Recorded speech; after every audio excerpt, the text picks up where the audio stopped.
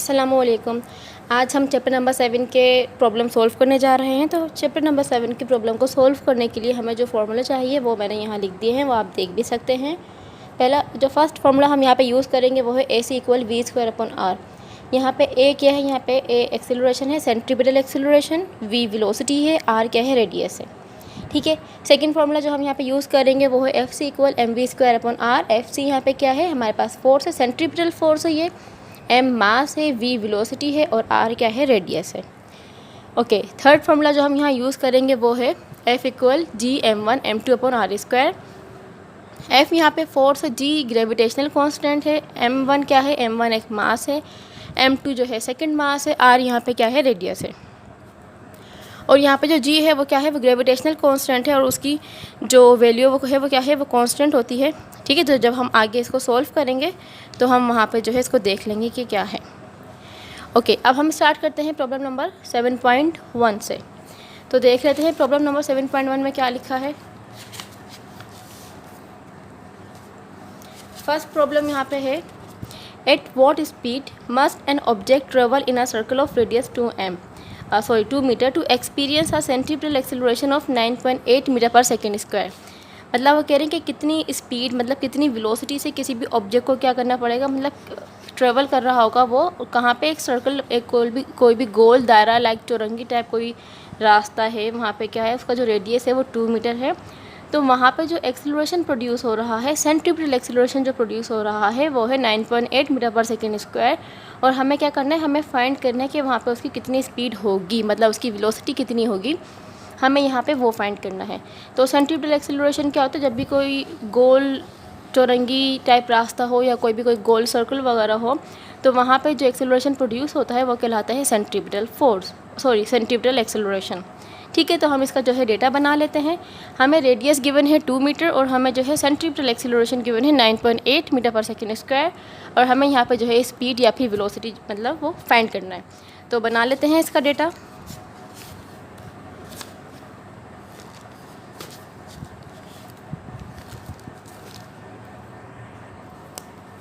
तो हमारे पास क्या गिवन है, हमें जो है यहाँ पे रेडियस गिवन है 2 मीटर। तो हम यहाँ पे लिखेंगे डेटा में r इक्वल है 2 मीटर के। ठीक है। तो यहाँ आ जाएगा 2 मीटर। उसके बाद हमें सेंट्रीपिटल एक्सेलरेशन का a लिखा, सेंट्रीपिटल की जगह मैंने क्या लिखा, छोटा सा c लिख दिया, ये हो गया सेंट्रीपिटल एक्सेलरेशन। और वो हमें गिवन है 9.8 मीटर/सेकंड²। ठीक है। और हमें क्या करना है, हमें फाइंड क्या करना है, हमें जो है स्पीड फाइंड करनी है इसकी। तो हम यहाँ पर रिक्वायर्ड में लिख देंगे कि हमें क्या फाइंड करना है, v मतलब वेलोसिटी। ठीक है। अब हम क्या करेंगे, सॉल्यूशन। यहाँ पे हमें r गिवन है, AC मतलब सेंट्रीपिटल एक्सेलरेशन गिवन है और वेलोसिटी जो है हमें फाइंड करनी है। तो हम यहाँ चेक कर लेंगे कि कौन सा वाला फार्मूला अप्लाई हो रहा है, तो जिसमें ये तीनों चीज़ें हो, r भी हो, a भी हो और v भी हो। तो यहाँ हम देख सकते हैं फर्स्ट वाला फार्मूला अप्लाई हो सकता है, a भी है, v भी हैगा और r भी है। तो हम यहाँ क्या करेंगे, यहाँ पे फर्स्ट ये जो हमने फार्मूला लिखा है AC = v²/r, हम ये वाला फार्मूला जो है यहाँ पे अप्लाई करेंगे। तो कर देते हैं ये फार्मूला अप्लाई। तो हम क्या करेंगे, वी नो दैट AC मतलब सेंट्रीपिटल एक्सेलरेशन इक्वल है v²/r के वैल्यूज़ पुट करेंगे यहाँ पे। ठीक है। तो A हमारे पास क्या है, यहाँ पे 9.8 है। तो हम यहाँ पे लिख देंगे 9.8 इक्वल V हमें फाइंड करना है, तो हमने ऐसे ही लिखा। R हमें गिवन है कितना है, 2 गिवन है, तो यहाँ पे हम लिख देंगे 2। ठीक है। क्योंकि हमें v² फाइंड करना है, 2 यहाँ इसके साथ डिवाइड हो रहा है, वहाँ जाके क्या हो जाएगा, वहाँ जाके मल्टीप्लाई हो जाएगा। तो हम मल्टीप्लाई कर देते हैं। तो ये हो जाएगा 9.8 × 2। ठीक है। वहाँ जाके क्या हो गया, वो मल्टीप्लाई हो गया है। अब हम क्या करेंगे, अब हम इसको जो है मल्टीप्लाई कर देते हैं। 9.8 को हम 2 से मल्टीप्लाई कर देंगे। तो 9.8 × 2 इक्वल 19.6। तो हमारे पास क्या है, अच्छा मैं इसको अरेंज करके लिख रही हूँ, v² यहाँ कर रही हूँ और 19.6 यहाँ। तो क्या हो जाएगा, v² इक्वल हो जाएगा 19.6। क्योंकि हमें जो है सिंपल v फाइंड करना है, इसके ऊपर स्क्वायर है, तो हम क्या करेंगे, स्क्वायर हमें हटाना पड़ेगा। तो स्क्वायर हटाने के लिए हम क्या करेंगे, taking root on both side, हम क्या कर लेंगे, दोनों जगह रूट ले लेंगे। तो ये क्या हो जाएगा, v²। ठीक है। अंडर रूट आ जाएगा यहाँ और ये भी क्या आ जाएगा 19.6। अब क्या होगा, ये स्क्वायर रूट से कैंसिल आउट हो जाएगा, सिंपल यहाँ पे बचेगा v। और हम क्या कर लेंगे, 19.6 का जो है रूट ले लेंगे। तो जिसका आंसर आया है हमारे पास 4.42। तो इसका आंसर क्या आ जाएगा 4.42 मीटर पर सेकेंड। मतलब क्या हुआ कि वो कोई भी जो ऑब्जेक्ट वगैरह है जो किसी भी सर्कल में क्या कर कि अराउंड जो है वो घूम रहा है, तो उसका सेंट्रिपेटल जो एक्सेलरेशन था वो हमें गिवन था, और जो उसकी वेलोसिटी होगी वो कितनी होगी, वो होगी 4.42 मीटर पर सेकेंड, और यही हमारा है आंसर। ओके, अब हम चलते हैं प्रॉब्लम नंबर 7.2 की तरफ। ओके, अब हम स्टार्ट कर लेते हैं प्रॉब्लम नंबर 7.2। तो 7.2 में क्या लिखा है वो देख लेते हैं। A car goes round a curve at 20 metre per second. के एक गाड़ी है वो क्या कर रही है कि 20 मीटर पर सेकेंड की वेलोसिटी से एक कर्व पाथ पे जो है जा रही है वहाँ से। The radius of curvature is 50 metre. जो उसका रेडियस ऑफ कर्वेचर है, मतलब वो जो उसका रेडियस है वो कितना है, वो हमारे पास है वहाँ पे 50 मीटर है। Calculate the centripetal acceleration of the car. हमें क्या करना है, सेंट्रीपिटल एक्सेलरेशन फाइंड करना है उस गाड़ी का। हमें क्या है, उस गाड़ी की वेलोसिटी गिवन कर दी है, हमें उसका रेडियस गिवन कर दिया है, और हमें क्या करना है, हमें सेंट्रीपिटल एक्सेलरेशन फाइंड करना है। तो यहाँ पे भी हम क्या करेंगे, वही वाला फॉर्मूला अप्लाई करेंगे जो अभी हमने 7.1 में किया था। तो हम बना लेते हैं इसका डेटा।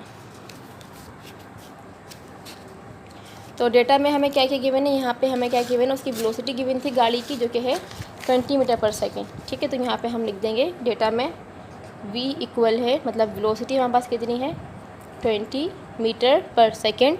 उसके बाद हमें रेडियस ऑफ कर्वेचर मतलब r हमें गिवन है वो कितना है 50 मीटर। अगर आपको समझ ना आए कि क्या क्या चीज़ें गिवन है, तो हम क्या करते हैं, हम जो उनकी यूनिट है यूनिट को देख के पहचान लेंगे कि क्या चीज़ गिवन है। मीटर पर सेकंड है तो यकीनन वो वेलोसिटी ही होगा, ठीक है, और अगर मीटर है तो यकीनन वो क्या होगा, वो रेडियस ही होगा। ओके, अब हमें उन्होंने क्या कहा है, हमें कहा है कि आपको सेंट्रीपिटल एक्सेलरेशन फाइंड करना है। तो ये हमारे पास क्या है, रिक्वायर्ड में हम क्या लिखेंगे, सेंट्रीपिटल एक्सेलरेशन हमें जो है फाइंड करना है, मतलब ऐसे हमें फाइंड करना है। तो यहाँ पे भी हम क्या करेंगे, यहाँ पे भी हम वही फार्मूला अप्लाई करेंगे जो अभी हमने प्रॉब्लम नंबर 7.1 को सॉल्व करने में के लिए यूज़ किया था। ठीक है, तो क्या था वो फार्मूला, वो था AC इक्वल है v² के। ठीक है, अब हम क्या करेंगे, वैल्यूज़ को पुट करेंगे यहाँ पे। AC हमें फाइंड करना है, v हमें जो है यहाँ पे गिवन है वो है 20, तो ये आ जाएगा 20 का स्क्वायर अपॉन r कितना है 50। तो इसको सोल्व कर लेते हैं। 20 का स्क्वायर क्या हो जाएगा 400 हो जाएगा, 50 आया ऐसे ही। अब यहाँ क्या हो रहा है, 400 50 से डिवाइड हो रहा है, तो कर लेते हैं 400 डिवाइडेड बाय 50 इक्वल आंसर क्या आया है 8। तो इसका मतलब क्या हुआ कि जो AC है मतलब वो कितना है, वो है 8 मीटर पर सेकेंड स्क्वायर, और ये हमारे पास क्या है, सेंट्रीपिटल एक्सेलरेशन है उस गाड़ी का जो कि 20 मीटर पर सेकेंड की स्पीड से उस सर्कल के अराउंड जो है घूम रही थी, और उसका जो रेडियस था वो कितना था, वो था 50 मीटर। सही। अब हम स्टार्ट करते हैं प्रॉब्लम नंबर 7.3। तो 7.3 में क्या लिखा है वो देख लेते हैं।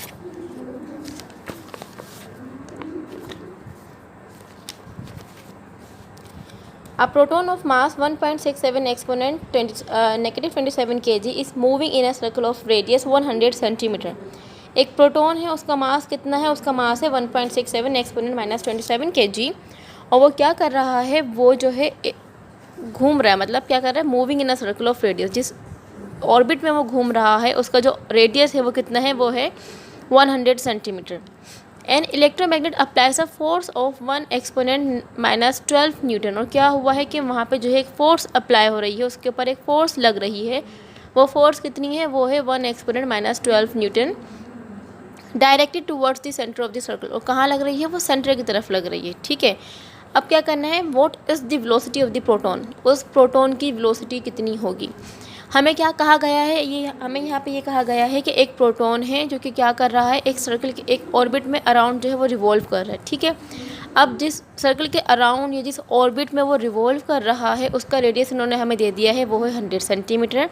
और जो वो प्रोटॉन है उसका मास भी हमें गिवन है, मतलब हमें मास गिवन है, हमें रेडियस गिवन है, और जो उसके ऊपर जो फोर्स लग रही है वो फोर्स कितनी है वो भी हमें दे दी गई है। हमें क्या करना है, हमें इसकी वेलोसिटी फाइंड करनी है उस प्रोटॉन की। तो आइए हम बनाते हैं इसका डेटा।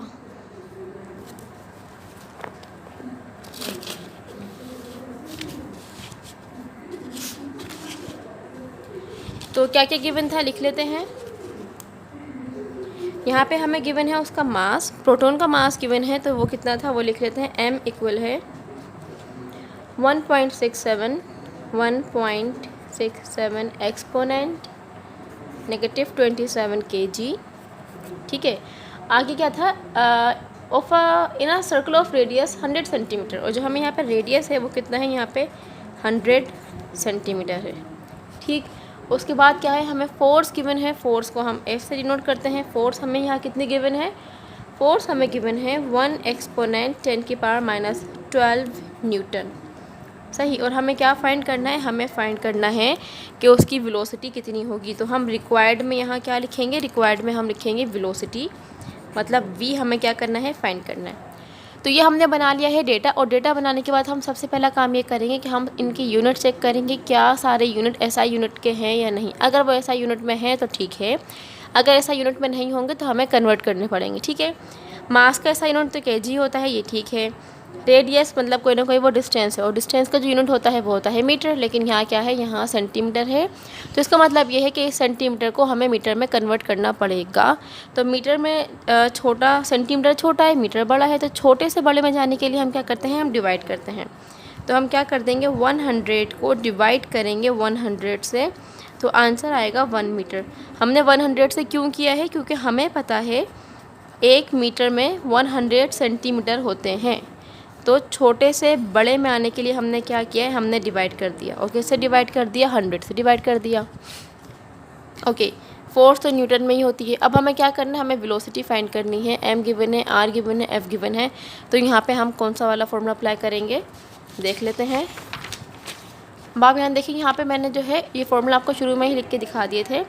तो हमें जो है फोर्स हमें गिवन है, ठीक है, मास भी हमें गिवन है, रेडियस भी हमें गिवन है, और वेलोसिटी हमें फाइंड करनी है। तो इसका मतलब ये है, जो सेकंड फार्मूला है F = mv²/r, हम ये वाला फार्मूला यूज़ करते हुए प्रॉब्लम नंबर 7.3 को सोल्व करेंगे। तो आइए हम ये वाला फार्मूला अप्लाई करते हैं। ठीक है,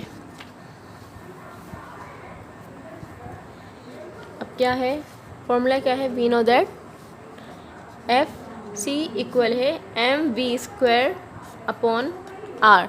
अब हम क्या करेंगे, यहाँ पे हम इसकी वैल्यू को पुट कर देंगे। FC हमारे पास कितना है वो लिख देंगे। फोर्स हमारे पास गिवन थी 1 एक्सपोनेंट -12, ठीक है। मास हमारे पास कितना है, मास जो भी था हम वो लिख लेंगे। मास हमारे पास था 1.67 एक्सपोनेंट -27, ठीक है। v हमें जो है फाइंड करना है, हमें नहीं मालूम, तो v² हम ऐसे ही लिख देते हैं। फिर है डिवाइड, और r अभी हमने फाइंड किया था, r कितना आया था, r आया था 1, ठीक है। तो अभी क्या हो रहा है, इसको हम सिंप्लीफाई करेंगे। अब ये हो जाएगा 1 एक्सपोनेंट 10⁻12 = 1.67 एक्सपोनेंट 10⁻27 v²। अब देखें, हमें क्योंकि v फाइंड करना है, इसके साथ ही 1.67 एक्सपोनेंट -27 मल्टीप्लाई हो रहा है, वहाँ जाके क्या हो जाएगा, वहाँ जाके डिवाइड हो जाएगा। तो हम इसको डिवाइड कर लेंगे यहाँ पे।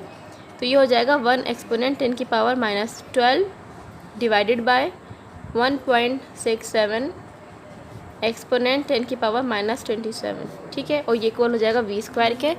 अब हम इसको डिवाइड कर लेते हैं, तो क्या होगा 1।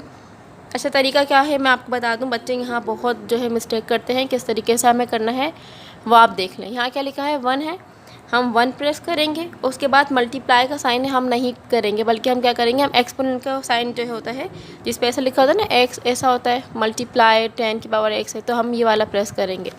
मैंने 1 प्रेस किया, देन ये प्रेस करूँगी, जो भी पावर लिखी होगी हम वो पावर प्रेस करेंगे। -12 है तो हम माइनस लिखेंगे और 12 लिखेंगे, ठीक है। उसके बाद क्या है, डिवाइड है तो डिवाइड कर देंगे।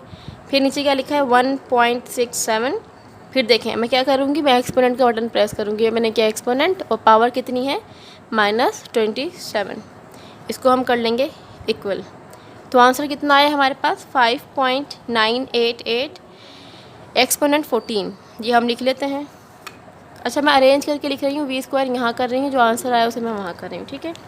तो v² हमारे पास इक्वल आ जाएगा 5.98 एक्सपोनेंट 14, ठीक है। क्योंकि हमें v फाइंड करना, मतलब सिंपल वेलोसिटी फाइंड करनी है, उसके ऊपर तो स्क्वायर है, तो हम क्या करेंगे, स्क्वायर को ख़त्म करने के लिए हम रूट लेते हैं। तो हम यहाँ पे क्या काम करेंगे, taking root on both side. जब मैं यहाँ पे रूट लूँगी तो ये क्या हो जाएगा, यहाँ पे भी रूट आ जाएगा और यहाँ भी रूट आ जाएगा। तो ये क्या हो गया, ये तो हो गया 5.98 10⁻14। ये स्क्वायर रूट से ये स्क्वायर कैंसिल हो जाएगा, तो यहाँ पे सिंपल आ जाएगा v और ये इक्वल होगा, हमने जो कुछ भी लिया है हम क्या कर लेंगे उसका रूट फाइंड कर लेंगे। तो आंसर हमारे पास आ गया है 2। अच्छा हम इसको एक्सपोनेंट में कर लेते हैं, तो इक्वल करके एक्सपोनेंट, सॉरी क्या हो गया, चलिए हम क्या कर लेते हैं, हम रूट फाइंड कर लेंगे किसका, 5.98 एक्सपोनेंट 14। जब हमने इसका रूट फाइंड किया तो हमारे पास आंसर कितना आया है 2.45। इसको हम क्या कर लेंगे, इसको हम एक्सपोनेंट में जो है हम क्या कर लेंगे, इसको कन्वर्ट कर लेंगे, ठीक है। अगर आपको मैं एक्सपोनेंट में कन्वर्ट करना बताऊं तो उसका तरीका क्या होता है, अब चले हम यहीं पे सीख लेते हैं। अगर हम डायरेक्ट भी कर सकते कैलकुलेटर में, लेकिन मैं यहाँ पे आपको जो है इसको कन्वर्ट करना सिखा देती हूँ। अब देखें क्या करेंगे हम, क्योंकि 10 को इसको एक्सपोनेंट में करके लिखेंगे, क्योंकि इतनी सारी नंबर्स हैं, अब हम इस तरीके से तो नहीं लिखते, तो हम क्या करेंगे, चेक करेंगे डेसिमल कहाँ है। डेसिमल ये रहा। अब हम क्या करेंगे, डेसिमल को जो पहला जो नंबर है ना उसके पास लेकर आएंगे, तो लेकर आते हैं और काउंट करते जाएंगे कितने नंबर हम यहाँ पे आए। यहाँ डेसिमल ये रहा, अब हम यहाँ आएंगे बारी बारी, तो हो जाएगा 1 2 3 4 5 6 7। कितने टाइम्स आए, 7 पे आए ना, तो हम क्या कर लेंगे, इसको हम इस तरीके से लिख लेंगे। मतलब हमने क्या किया, डेसिमल को शिफ्ट कर दिया है यहाँ फर्स्ट वाले नंबर की तरफ। तो इसको लिखने का तरीका ये होगा, 2 पॉइंट आगे हम जो है कोई भी बस 2 नंबर लिख लेंगे, फिर हम कर देंगे उसको एक्सपोनेंट में। और एक्सपोनेंट में कितनी है, 7।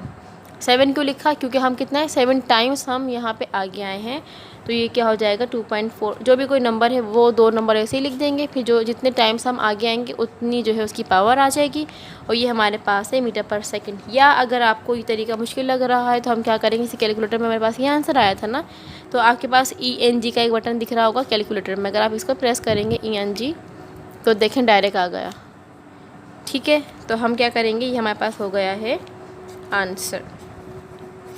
ये हमने कर लिया है प्रॉब्लम नंबर 7.3। अब हम चलते हैं 7.4 की तरफ। ओके, तो स्टार्ट करते हैं हम प्रॉब्लम नंबर 7.4। तो 7.4 में क्या लिखा है वो देख लेते हैं।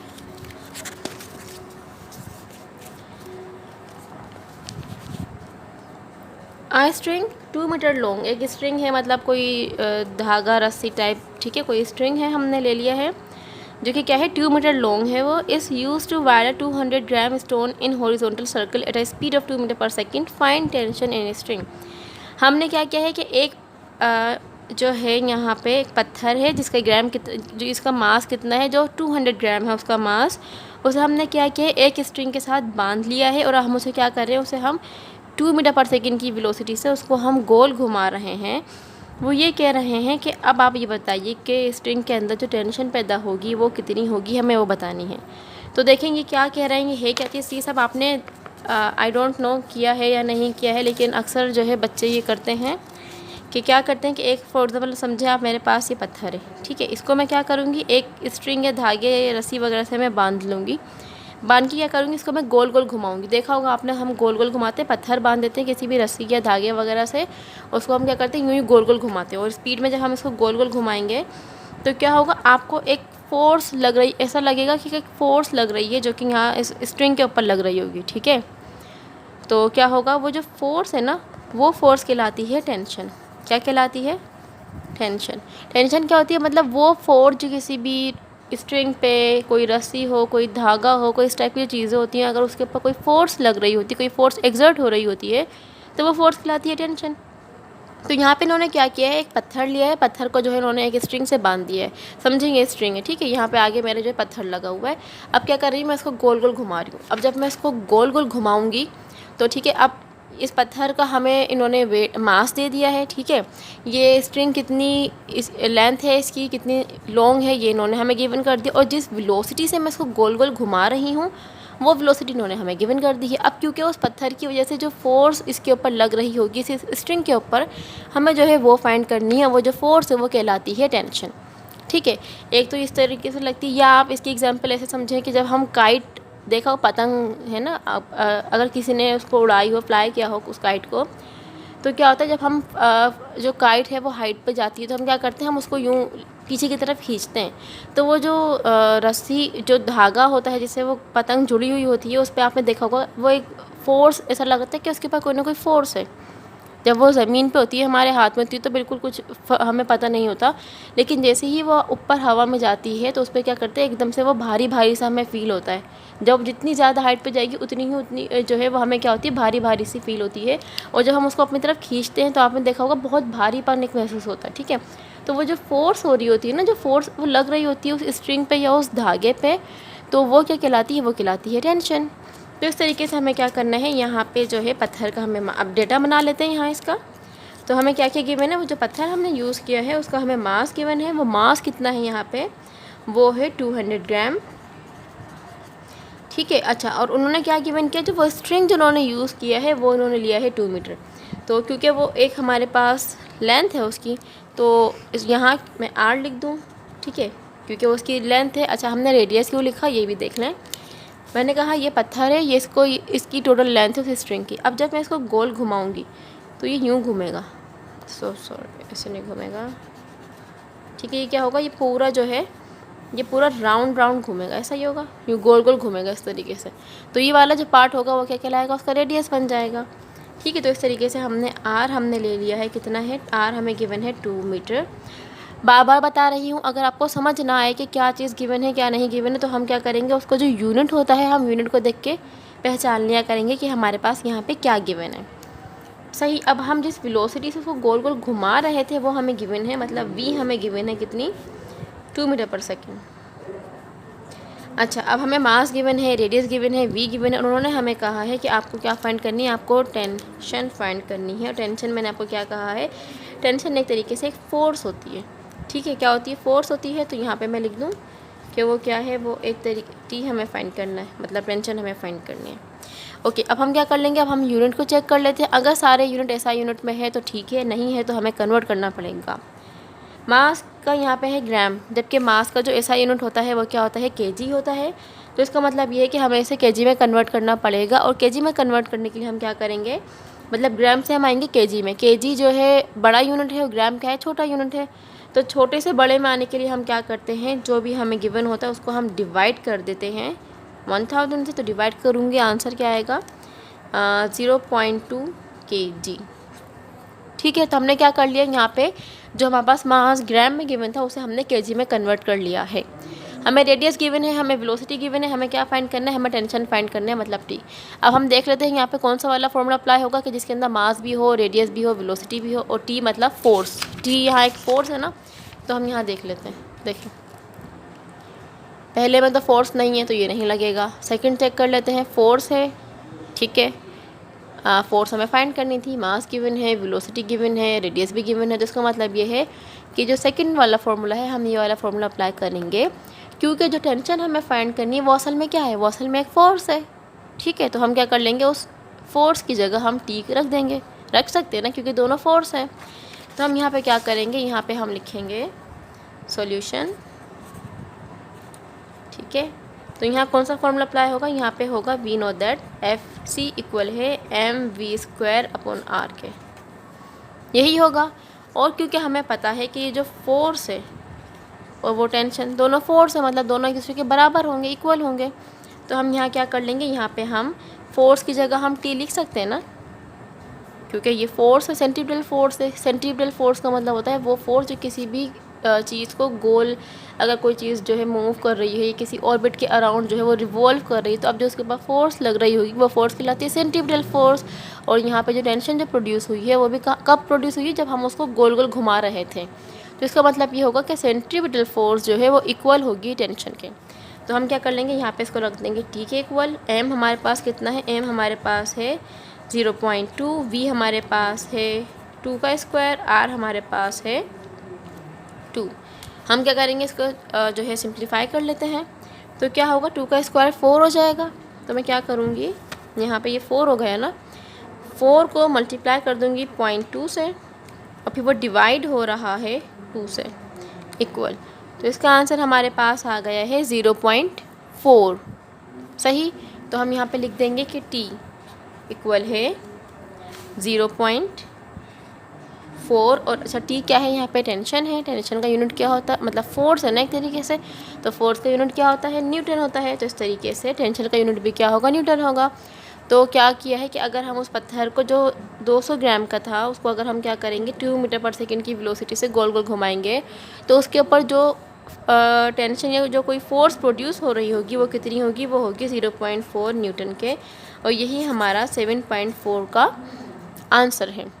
अगर आपको इसमें कोई कन्फ्यूजन या प्रॉब्लम हो तो आप मुझसे पूछ सकते हैं। बाकी के जो रिमेनिंग जो प्रॉब्लम्स हैं वो हम जो है इंशाल्लाह पार्ट 2 में सॉल्व करेंगे।